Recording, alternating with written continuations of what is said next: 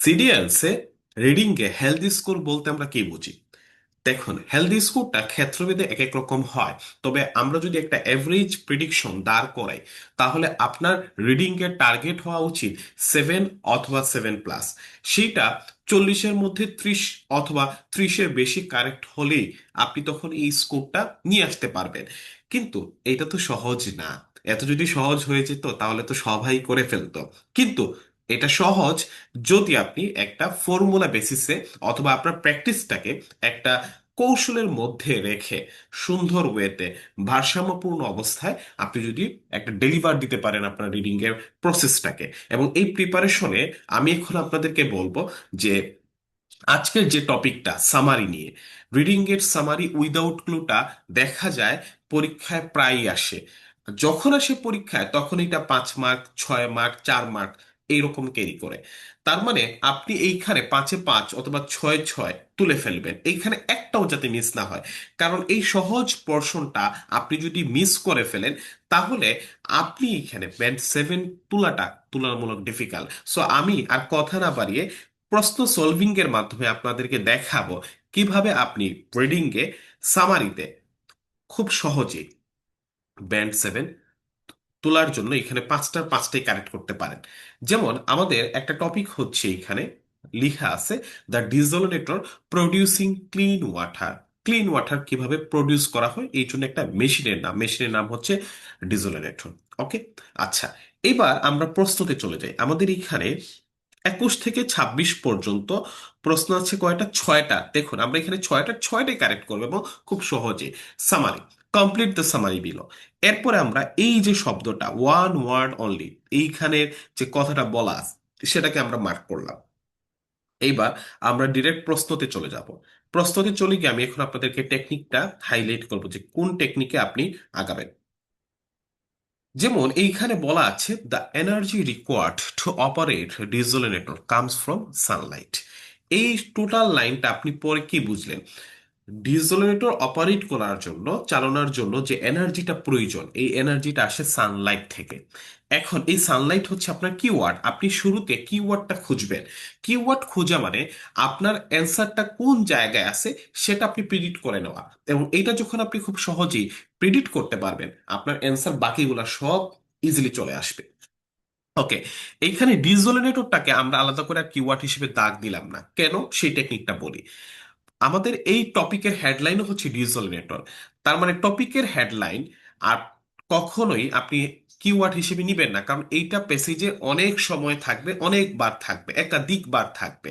ওকে, তার মানে আমরা এখন সানলাইট খুঁজি। এইখানে আমরা স্ক্যান এবং স্কিম করে যাই সানলাইট কোন জায়গায় আছে। খুব কুইকলি গেলে আমরা এখানে দেখতেছি এইখানে সানলাইট নাই। এবার আমরা বিতে যদি দেখি, বিতে কোন জায়গায় সানলাইট আছে। এইটাও যদি আমরা স্ক্যান এবং স্কিম করি, এইখানেও আমরা সানলাইট পেলাম না। এবার আমরা সিতে যাই, সিতে কোন জায়গায়, খুব কুইকলি আপনি কোনো অর্থ বুঝবেন না, যা শব্দটা খুঁজেন। এইখানে আমরা যদি দেখি এই জায়গায় সানলাইট আছে। রাইট, সানলাইট আমরা পেয়ে গেছি।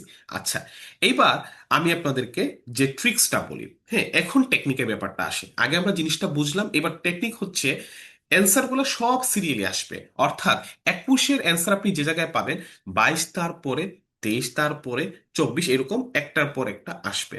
প্রথম কথা। সেকেন্ড কথা হচ্ছে, আপনি সানলাইট এইখানে পেয়েছেন, তার মানে আপনার উপরের আর কোনো জায়গা থেকে অ্যান্সার আসবে না এই সামারিয়ে। ক্লিয়ার? এই সামারিয়ের অ্যান্সার উপরের কোনো জায়গা থেকে আসবে না।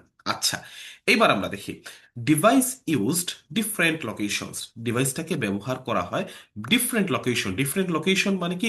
বিভিন্ন জায়গায়। ওকে, সো আমরা এখানে একটা কথা পেলাম বিভিন্ন জায়গায়। কারণ, এজ মানে এখানে কারণ, কারণ এটির আছে, কি আছে সেটা দরকার।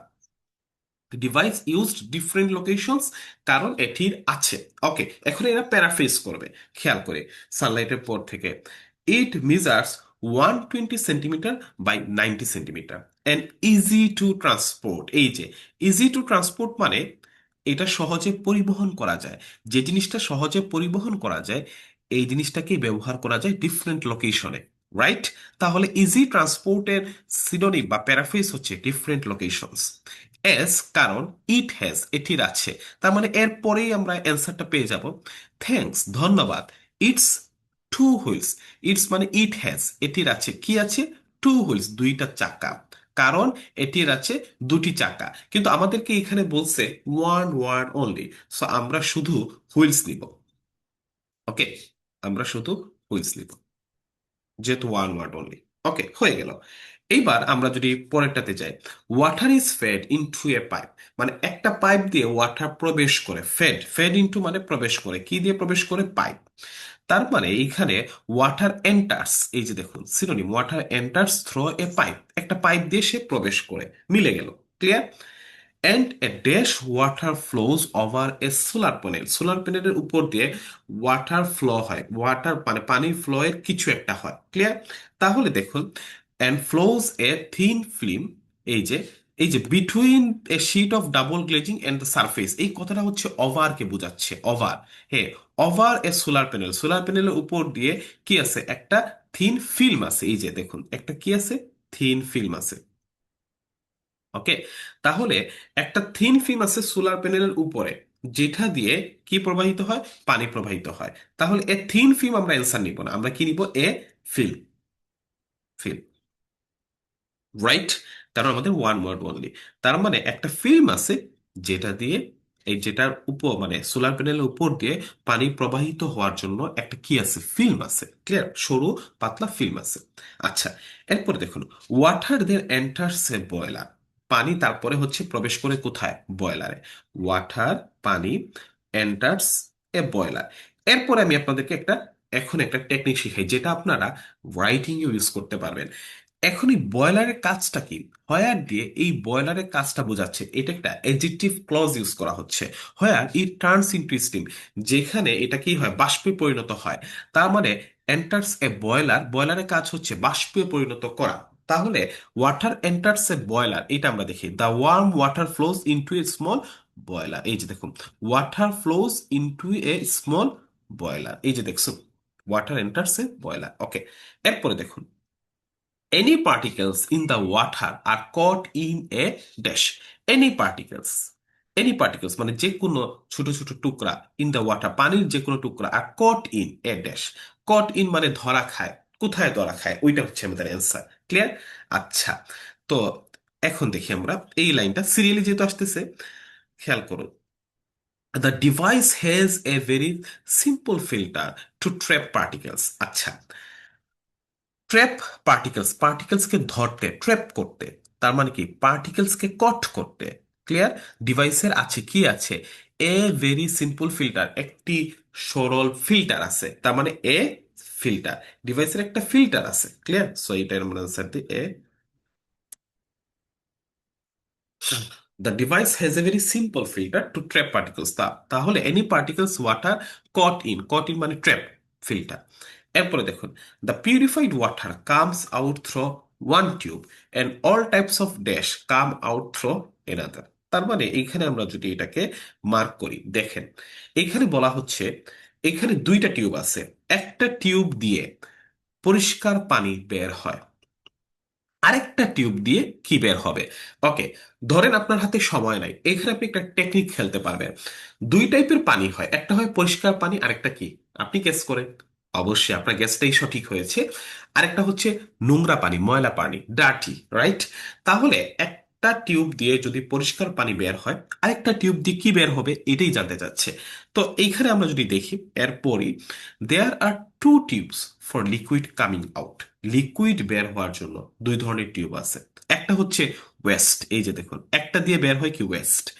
এরপরে দুইটা এমডেশের মাঝখানে যে কথাটা আছে, এটা হচ্ছে ওই ওয়েস্ট গুলার নাম বলতেছে, উদাহরণ, ওই যে ময়লাগুলা এগুলার উদাহরণ বলতেছে, সো এগুলো আমাদের দরকার নেই, এগুলো আমরা কেটে দিব। ক্লিয়ার? তার মানে একটা দিয়ে ওয়েস্ট বের হচ্ছে, আর আরেকটাই যে another for the distilled water, আরেকটা দিয়ে কি বের হচ্ছে? ডিস্টিলড ওয়াটার, ডিস্টিল মানে পরিষ্কার পানি। তার মানে একটা দিয়ে বের হচ্ছে নোংরা, ময়লা পানি, আরেকটা দিয়ে বের হচ্ছে পরিষ্কার পানি, ডিস্টিল মানে পিউরিফাইড। তাহলে পিউরিফাইড এর সিনোনিম হচ্ছে ডিস্টিল। আপনি এখানে সুন্দর করে ওয়েস্ট বসায় দেন, ওয়েস্ট। ওকে, হয়ে গেল।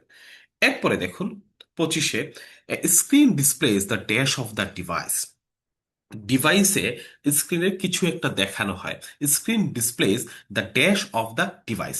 এখন দেখুন, আর্টিকেল দা এবং অফ এর মাঝখানে যে জিনিসটা বসবে সেটা হচ্ছে নাউন। ক্লিয়ার? নাউন বসবে। তাহলে স্ক্রিনে দেখানো হয় ডিভাইসের কিছু একটা। রাইট?